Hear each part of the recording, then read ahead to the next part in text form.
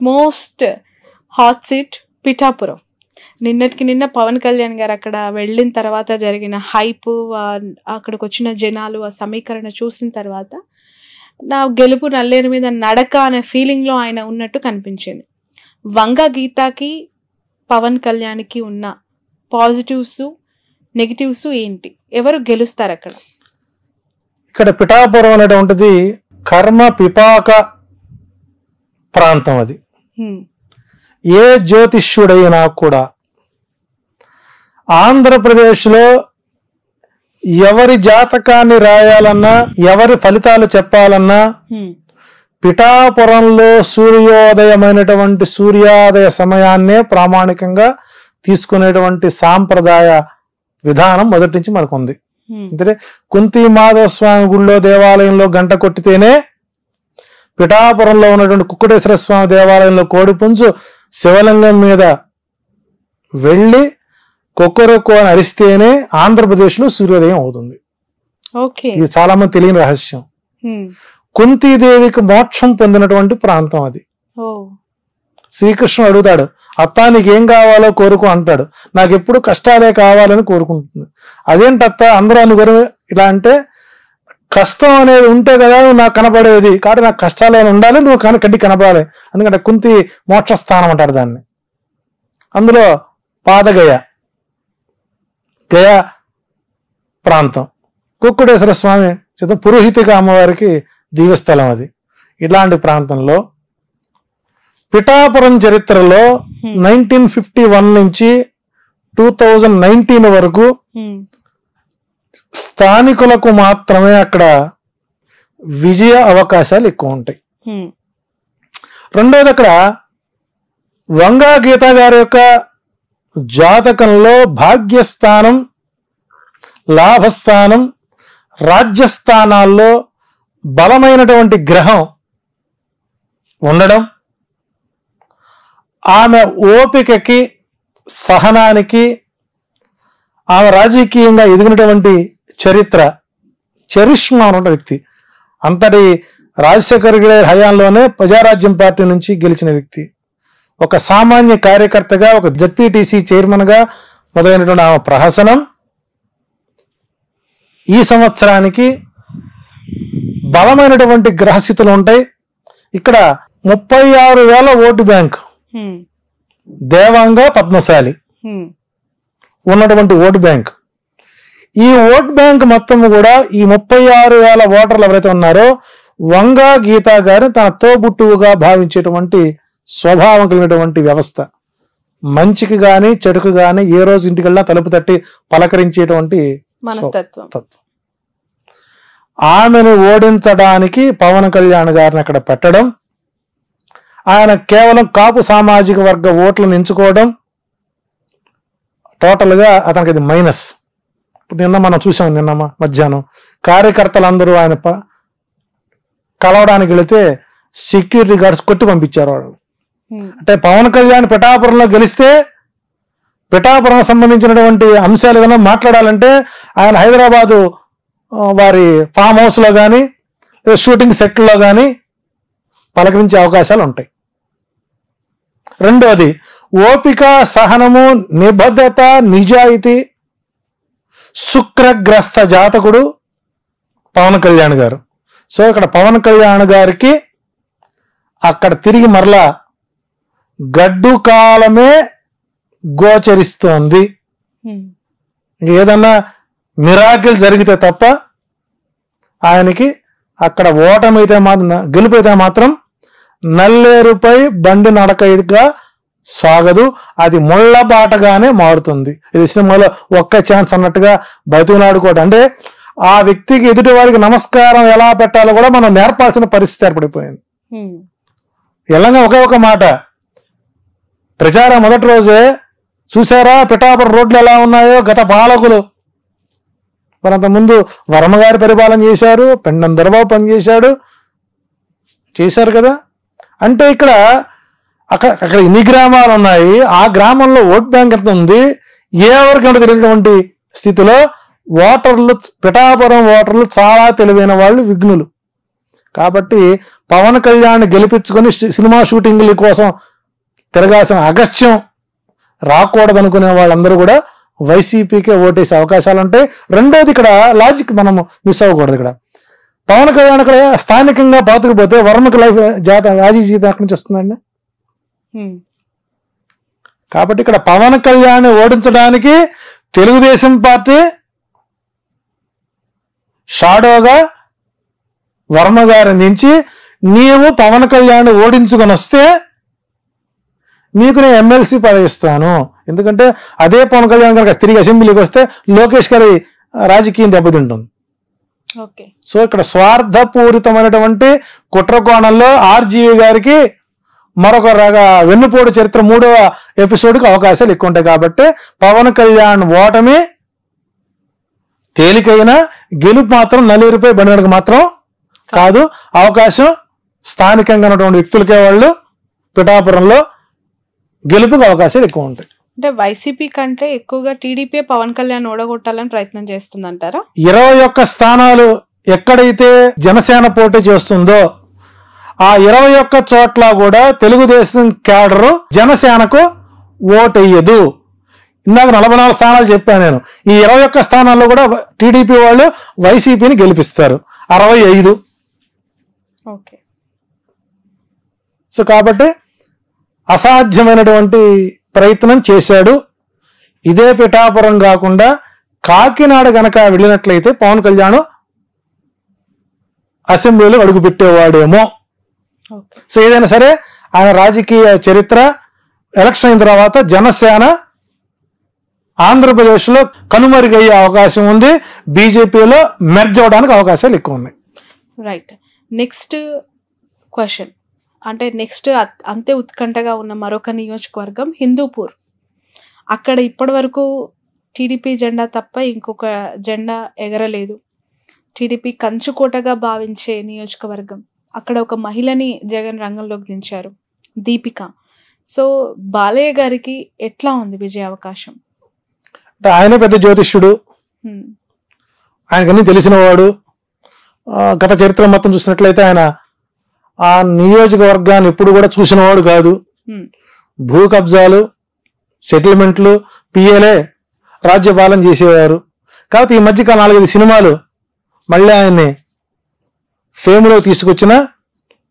అంటే గతంలో ఎప్పుడూ జగన్మోహన్ రెడ్డి గారు హిందూపురంపై దృష్టి పెట్టలేదు. కారణం ఏంటంటే ఇప్పటికి కూడా బాలకృష్ణ ఫ్యాన్స్ అసోసియేషన్కి జగన్మోహన్ రెడ్డి గారు కడప జిల్లాకి ప్రెసిడెంట్కి రాజీనామా చేయలేదు దానికి. ఓకే. సో ఆయన ఎప్పుడు కూడా బాలకృష్ణ గారిని ఎప్పుడు ఒక మాట అన్నారు అసెంబ్లీలో కూడా. మధ్యలో కొన్ని మాటలు అన్నారు చివరిలో. కానీ ఈసారి అక్కడ త్రిముఖ వ్యూహం జరుగుతోంది. స్వామి పరిపూర్ణానంద గారి ఎఫెక్ట్ బాలయ్య బాబుకు ఇబ్బందికరంగా మారుతుంది. సో కాబట్టి ఈసారి హిందూపురం నియోజకవర్గంలో ఉన్నటువంటి వ్యక్తులు తన్నులు తినకుండా, కొట్టించుకోకుండా ప్రయత్నం చేసుకోవాలి. ప్లస్ స్థానికంగా ఉండేటువంటి వ్యక్తులను ఎప్పుడైతే మనం ఆదరిస్తామో మనకు అందాల్సిన ప్రతి సమస్యలు అక్కడ పరిష్కారం అవుతాయి. సో బాలయ్యబాబు గారి జాతకం కూడా ఈసారి కాస్త వ్యతిరేకత మూట కట్టుకున్నా ఆయన లక్ష్మీ నరసింహోపాసకుడు కాబట్టి వైసీపీ విజయానికి, హిందూపురం టీడీపీ విజయానికి కేవలం అతి తక్కువ ఓట్ షేర్తో బాలకృష్ణ బయట పడవచ్చు. ఇంకేదైనా వ్యూహాత్మకంగా పరిపూర్ణానంద, ఎందుకంటే ఆయనకి అక్కడ ఓట్ బ్యాంక్ ఎక్కువ అండి. హిందూపురంలో కొన్ని వేల కుటుంబాలు పరిపూర్ణ దాసోహం చేసేటువంటి పరిస్థితి ఉంది. సో ఆయన ఎఫెక్ట్ అక్కడ బాగా పడుతుంది కాబట్టి మెజారిటీని తగ్గించగలుగుతారేమో కానీ గెలుపునటువంటిది వైసీపీకి అక్కడ కొద్దిగా కష్టసాధ్యంగా ఉంటుంది. ఏదైనా మేనిఫెస్టో ఎఫెక్ట్ పడితే చెప్పలేం. రైట్. మరొకటి కుప్పం. చంద్రబాబు నాయుడు గారిని ఓడగొడతాము, అసెంబ్లీలోకి అడుగు పెట్టనివ్వమని శపథం చేస్తున్నారు వైసీపీ నేతలు. ఇక కుప్పం వచ్చేసరికి చంద్రబాబు నాయుడు గారిని ఓన్ చేసుకున్నటువంటి నియోజకవర్గం. ఆయన ఏం చేసినా ఏం చేయకపోయినా, హామీలు ఇచ్చినవి నిలబెట్టుకోలేకపోయినా గత కొంతకాలంగా ఆయన గెలుస్తూనే వచ్చారు. అది ఆయనకి అష్టమ శని ప్రభావం బలంగా ఉంది. అందులో ఎలక్షన్ కోడ్ కానీ, ఎలక్షన్ నామినేషన్ రోజులు కానివ్వండి, ఎలక్షన్ పోలింగ్ రోజు కానివ్వండి, ఎలక్షన్ కౌంటింగ్ 4 నంబర్ ఆయనకి వ్యతిరేకం పూర్తి స్థాయిలో. 4 అనుకూలం కాదు. 25,630 ఓట్లతో చంద్రబాబు నాయుడు అక్కడ ఓడిపోతున్నారు. 25,630 ఓట్లు అంటే గత 2019లో పోలింగ్ని కౌంటింగ్ని తీసుకునే విధంగా గుడిపల్లె మండలం ఒకటి ఉంది. అది పూర్తి స్థాయిలో 25,036,40,000 ఓట్లు గల్లంతైపోయింది. ఎందుకంటే అటు కర్ణాటక నుంచి, ఇటు తమిళనాడు నుంచి వచ్చినటువంటి ఓట్ బ్యాంక్ ఈసారి లేదు. ఆ మండలమే ఆయనకి ఎప్పుడు కంచుకోట. అది కాకుండా స్థానిక ఉన్నటువంటి భరత్ పూర్తి స్థాయిలో డెవలప్మెంట్ చేసుకోవడం, కృష్ణా జలాలు తొలిసారి ఆ గుడిపల్లె మండలంలోకి రావడం, తాగునీటి ఎద్దడి లేకుండా చేయడం, కొంత అభివృద్ధి పనులు, అందులో పొంగనూరులో ఓడించాలని ఆయన్ని, కుప్పంలో ఓడించాలని ఈయన్ని. ఏదేమైనప్పుడు కూడా చంద్రబాబు నాయుడు గారికి ఈసారి విజయ అవకాశాలు చాలా తక్కువగా ఉన్నాయని చెప్పచ్చు. ఒకవేళ బాబు గెలిస్తే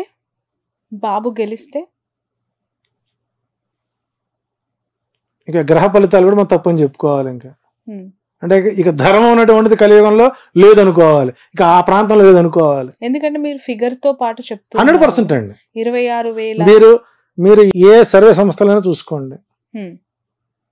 నాకంటే తోపులు తురుంకాళ్ళు ఉన్నారు జ్యోతిష్యం, చాలా సామాన్యం జ్యోతిష్యంలో. నాకంటే మేధావులు ఉన్నారు, వాళ్ళు ఇంటర్వ్యూ చేయండి. కుప్పం ఓడిపోతుందా లేదా అనేది ఒకే ప్రశ్న.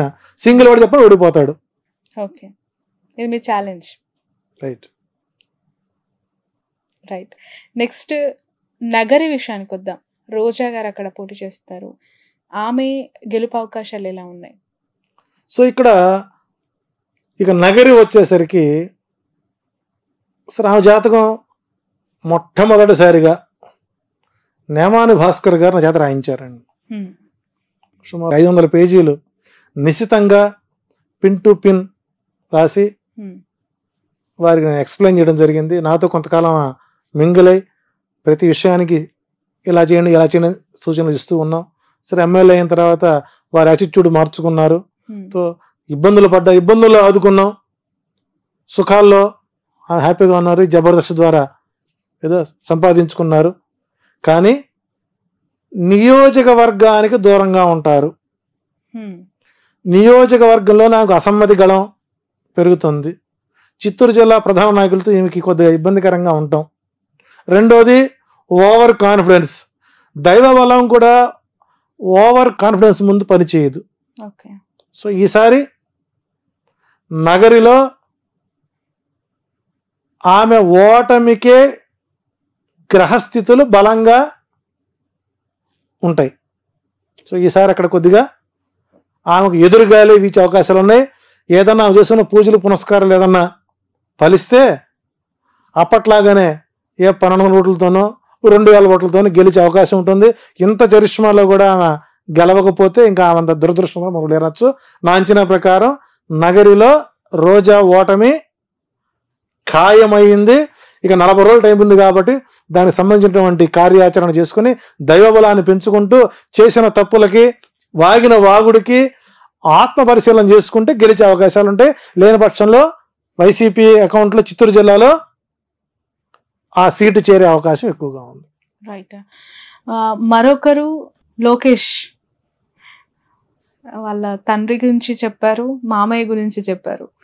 కుమారుడు లోకేష్ పరిస్థితి ఏంటి మంగళగిరిలో? అంటే ఇక్కడ లోకేష్ గారి జాతక ప్రభావంలో ఒక ప్రధానమైన ప్లానెట్, రాజయోగాన్ని ఇచ్చేటువంటి ప్రధానమైనటువంటి గ్రహస్థితి ఏదైతే ఉందో అది పూర్తి స్థాయిలో 35% మాత్రమే అతను సపోర్ట్ చేస్తుంది. కారణం ఏంటంటే పూర్తి స్థాయిలో ఆ నియోజకవర్గం మీద పట్టు లేకపోవడం. ఓకే. నేను ఉండేది మంగళగిరిలో కాబట్టి మేము లోకల్ గా ఉన్నటువంటి అబ్జర్వేషన్ చేస్తుంటాను. గతంలో ఆలరామకృష్ణారెడ్డికి అంత స్వీప్ లో కూడా మంగళగిరిలో ఓట్ బ్యాంకు ఆయనకి లేకుండా పోయింది. అతనికి ఏమొచ్చింది సరే, పెదవట్లో కూడా దుగ్గిరాల, నందివేలు, ఆ మండలాలు, కొంత పొన్నూరు నుంచి వరకు కొన్ని కలుస్తాయి. వాటిలో నెగ్గుకుని బయటకు వచ్చారు. ఆ తర్వాత గెలిచాడు. ఆ తర్వాత మళ్ళీ మార్చారు, గంజి చిరంజీవికి ఇచ్చారు. గంజి చిరంజీవి టైట్ ఫైట్ జరిగింది. ఇప్పుడు అక్కడ పద్మశాలి ఓట్ బ్యాంక్ కీలకం. సుమారు 1,12,000 ఓట్లు పైన వాళ్ళవి ఉన్నాయి. రెండోది రాజకీయ నేపథ్యం ఉన్నటువంటి కుటుంబం. అటు మురుడు వారి ఎమ్మెల్సీ గారి కోడలు ప్లస్ కాండ్ర కమల యొక్క కూతురు, ఎడ్యుకేటెడ్, స్థానికంగా అందుబాటులో ఉంటారు. సో అక్కడ పద్మశాలి దేవాంగ ఓట్లు కీలకం. ఎప్పుడు సిపిఐ సిపిఎం కంచుకోటది. అటువంటి ప్రాంతంలో మేషరాశికి ఈసారి అనుకూల పవనాలు ఉన్నాయి. సో కాబట్టి ఇక్కడ లోకేష్ కూడా విజయం అనేటువంటిది నల్లేరుపై బండి నడకైతే కాదు. ఈసారి కూడా ప్రతికూల వాతావరణమే అక్కడ ఎక్కువ గోచరిస్తుంది. ఒకవేళ విధి వక్రించి కనుక గెలిస్తే 5,000 ఓట్లు బయటపడతాడు. అది కూడా కష్టమే. రైట్. ఇక పులివెందుల నుంచి పోటీ చేస్తున్న జగన్ గారి గురించి, అఫ్ కోర్స్ ఆయన్ని ఓడించాలని, ఆయనను కూడా రానేయకుండా అడ్డుకోవాలని ప్రయత్నం మామూలుగా కూటమి చేస్తూనే ఉండొచ్చు గాక, అతని గ్రౌండ్ రియాలిటీస్ మీకు ఏమనిపిస్తూ ఉన్నాయి? అంటే గతంలో అసెంబ్లీ ఎన్నికలో 1,00,000 ఓట్ల మెజారిటీతో ఆయన గెలిచిన సందర్భాలు ఉన్నాయి. వ్యతిరేకత అంటే ఇక్కడ పులివెందులో ఉండేటువంటి ఓట్ బ్యాంక్ ఎప్పుడు కూడానండి చాలా దూరపు ఆలోచనతో ఉంటారు తప్ప తాత్కాలికంగా మాటలు, తాత్కాలికమైనటువంటి ఒడిదుడులు ఉండే మనుషులు అయితే కాదు. సరే, సర్వేలు చాలా మంది ఈసారి కడపలో పులివెందులో జగన్మోహన్ గెలవడు అనేవాళ్ళు ఎక్కువ మంది ఉన్నారు. సో కుటుంబ సభ్యులే ఓడించడానికి సిద్ధంగా ఉన్నారు. కానీ అక్కడ విఘ్నత ఉన్నటువంటి రాజకీయ నాయకులు, ప్రతి ఓటర్ ఒక రాజకీయ నాయకుడు అనండి. కామన్ పీపుల్ దగ్గర మనం మైకి పెడితే వాళ్ళు చెప్పేటువంటి రాజకీయ సూక్తులు మనం పనికిరామండి. అది ఉత్తమ జర్నలిస్టులు ఎవరంటే పులివెందుల పాపులేషన్ అండి. సో మెజారిటీ తగ్గిస్తారేమో కానీ ఓటమిని మాత్రం పులివెందుల ప్రజలు అంగీకరించరు. సో అక్కడ విజయం అనేటువంటిది నల్లేరుపై బండి నడకి. సో జగన్కి 90,000 నుంచి 1,00,000 ఓట్ల మెజారిటీతో అక్కడ గెలిచే అవకాశాలు ఎక్కువ ఉంటాయి. ఓకే. అదే కడప పార్లమెంట్ నుంచి షర్మిల ఎంపీగా పోటీ చేస్తానని చెప్పి ప్రకటించారు. డిపాజిట్ వస్తే అదృష్టమే. ఒకటి గుర్తుపెట్టుకోండి, రాజశేఖర్ రెడ్డి గారి కుటుంబానికి ఉన్నటువంటి పరువు ప్రతిష్టల్ని వైఎస్ షర్మిల ఏంటండి, దశరథ మహారాజు కూటమికి వెళ్ళినటువంటి వశిష్ఠుడు సీతాదేవిని పిలిచి, అమ్మా నీ భర్త ఎవరు అని అడిగాట. ఎవరు అని అడిగితే ఆమె ఏం చెప్పుకుంటుందండి? రావణుడు అమ్మగుడు అని చెప్పుకుందా? చెప్పలేదు. అయితే మాయే జనక మహారాజు అని చెప్పుకుందా? లేదు. నేను దశరథ మహారాజు గారి కోడలు అండి అని చెప్పింది. దశరథ మహారాజు కోడలు అంటే నీకు పెళ్ళైనా నీవు నీ ఇంటి పేరు మార్చుకోకుండా నీ పుట్టింటి పేరునే పెట్టుకొని కట్టుకున్న మొగుడు యొక్క కుటుంబం యొక్క పేరు ప్రతిష్టలకి భంగం కలిగించే విధంగా నువ్వు వైఎస్ పేరు ఇంకా నువ్వు వాడుకుంటున్నావంటే ప్రజలు అక్కడ పిచ్చోళ్ళేం కాదండి. నిజంగా ఎప్పుడైతే ఈ కాంగ్రెస్ పార్టీలో చేరిందో ఆ రోజే నిజంగా రాజశేఖర రెడ్డి మరణించిన రోజు అండి మనకు. కాబట్టి అక్కడ ప్రజలు షర్మిలను రాజశేఖర రెడ్డి కూతురుగా మరిచిపోయారు. ఆమె ఒక డిపాజిట్ వస్తే ప్రజలు ఆమెను సమర్థిస్తారు. ఆమె డిపాజిట్ కూడా రాదండి అక్కడ. ఇప్పుడు జగన్మోహన్ రెడ్డి గారి ప్రభుత్వం అనుకూలంగా ఉంది రావటానికి 109 నుంచి 107 నుంచి 118 సీట్ల వరకు వస్తుంది. అది ఏ రకంగా ప్రిడిక్ట్ చేశారు? జగన్మోహన్ రెడ్డి జాతకం చూసా, లేదంటే ఆయన పుట్టిన birth year and date of birth తోనా, లేదంటే ఈ కూటమిలో ఉన్న ఈ కలిసిన ముగ్గురు లీడర్ల జాతకం బట్ట? ఇక్కడ 175 స్థానాలు,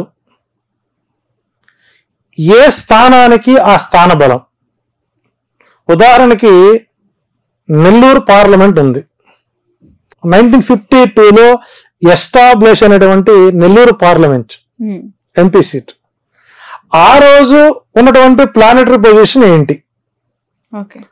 యాజ్ పర్ యాజ్ మేధిని జ్యోతిష్యం ప్రకారం ఒక రాజకీయ ప్రొడిక్షన్ చేయాలి అని అంటే ఆ ప్రాంతం ఎప్పుడు ఎస్టాబ్లిష్ అయింది, ఆనాటి గ్రహస్థితులు ఏంటి, ఆనాటికి ఇప్పుడున్నటువంటి రాజకీయ నాయకుల యొక్క గ్రహస్థితులు ఏంటి, పార్టీ ఆవిర్భావం ఏంటి, వ్యక్తిగత జాతకం ఎంతవరకు దోహదపడుతున్నటువంటి నిర్ణయాలు తీసుకున్నట్లయితే 2019లో 151 సీట్లకి ఆ భూమండలం ఆయనకు యోగించింది.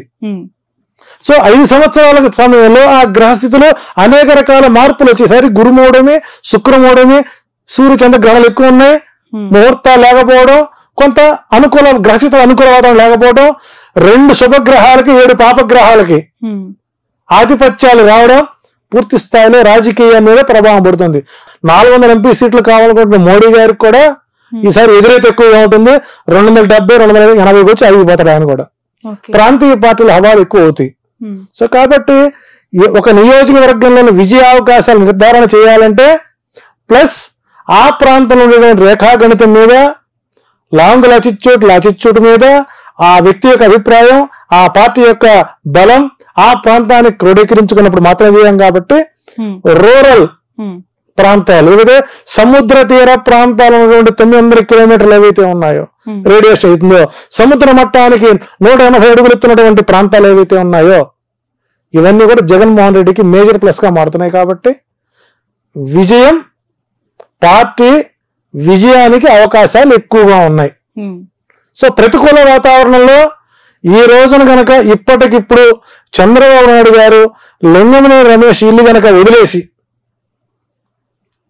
అప్పట్లో నేను బస్సులో పడుకున్నాను, బాత్రూంలో పడుకున్నాను చెప్పుకున్నాడు కదా, అట్టాగే పడుకుంటూ ఆయన పార్టీ ఆఫీసులో కానీ లింగమనేని ఆక్రమిత స్థలంలో కానీ బీ ఫారం ఇస్తే ఓటమి పాలయ్యే వాళ్ళు 112 మంది ఉంటారండి.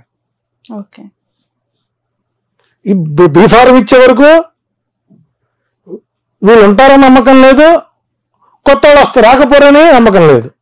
సో కాబట్టి మేధిని దేశం ప్రకారం జగన్మోహన్ రెడ్డి డైమండ్ షేప్ లో ఆయన వజ్ర వ్యూహాన్ని అవలంబిస్తున్నారు. ఆ వజ్ర వ్యూహం ఎఫెక్ట్ ప్రతిపక్ష కూటమితో పడింది. కాబట్టి ప్రతిపక్ష కూటమి ఎనబులు చేసేటువంటి తప్పులే జగన్మోహన్ రెడ్డి విజయానికి పునాదులు అవుతాయని చెప్పొచ్చు. సింపుల్ గా చెప్పాలంటే వాలంటరీ వ్యవస్థ.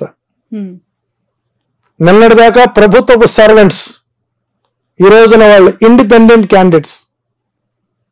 అప్పుడు ఆల్రెడీ మొదలు పెట్టారు, మేము ఫంక్షన్ ఇద్దాం అనుకున్నాం, చంద్రబాబు గారు సగ్గడ్డల రమేష్ గారి చేత ఈసీ కంప్లైంట్ ఇచ్చారు, కాబట్టి మేము మీకు ఇవ్వలేకపోతున్నాం, ఇకపై మీకు సంక్షేమ పథకాలు రావు, దానికి మీ చంద్రబాబు గారు అడ్డుపడుతున్నారు, కాబట్టి సంక్షేమానికి చంద్రగ్రహణం పట్టింది అని ఇప్పుడు స్వతంత్రంగా చెప్పే అవకాశాన్ని, ఒక కార్యకర్తగా మారే అవకాశాన్ని ఇచ్చింది ఎవరండి?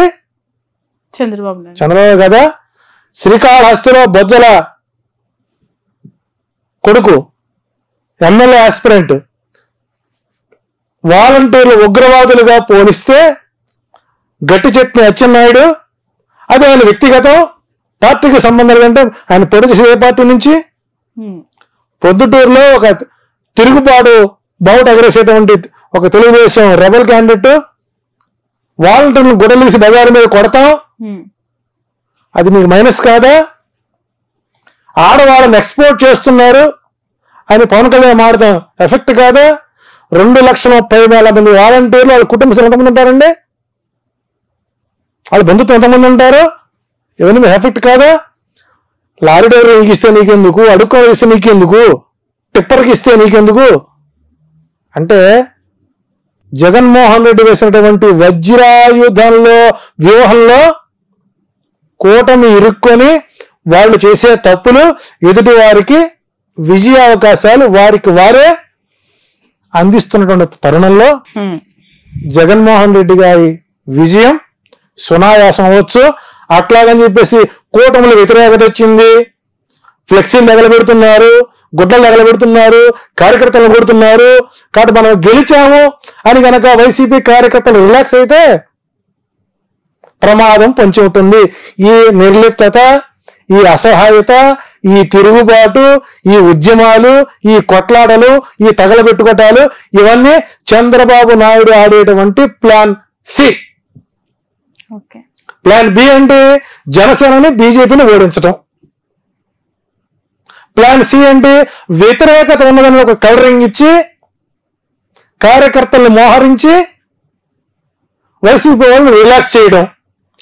కాబట్టి చంద్రబాబు నాయుడు గారు పోల్ మేనేజ్మెంట్ లో దిట్ట అని పవన్ కళ్యాణ్ గారు ఒప్పుకున్నారు. వారికి కావాల్సిన దాష్టికులు కావాలి, నాయకులు కాదు, సలహాలు ఇచ్చేవాళ్ళు కాదు, సూచనలు ఇచ్చేవాళ్ళు కాదు. చూడండి ఆ వీడియో చూడండి మీరు. నాకు దాష్టికులు కావాలి అంటే రౌడీ మూక కావాలి, తగలబెట్టేవాళ్ళు కావాలి, మడ్రలు మానభంగాలు చేసేవాళ్ళు కావాలి, లూటులు చేసేవాళ్ళు కావాలి. వీళ్ళ మన కర్మ రాజకీయ నాయకులు. సో కాబట్టి సంక్షేమమే జగన్కి శ్రీరామ రక్ష.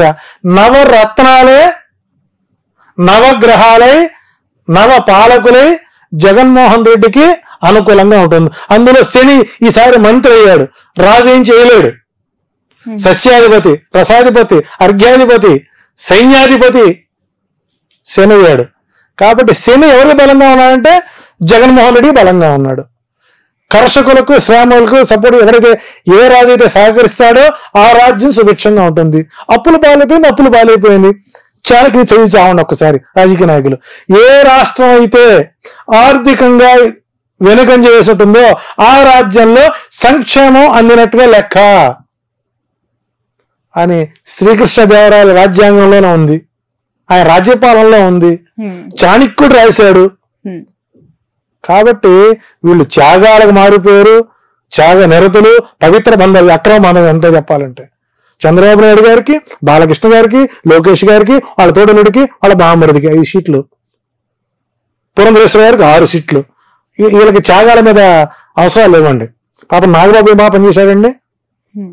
నాగబాబు లైన్లో ఉంటే ఆ రాజమండ్రి హోటల్లో 320 రూము హ్యాపీగా పడుకున్నాడుగా వచ్చి ఆయన సీట్ అవ్వలేదు. రఘురామకృష్ణరాజు గారు తిట్టకుండా పెట్టినట్టు రఘురామకృష్ణరాజు గారికి సీట్ ఇవ్వలేదు. ఏం పాపం చేశారు చెప్పండి?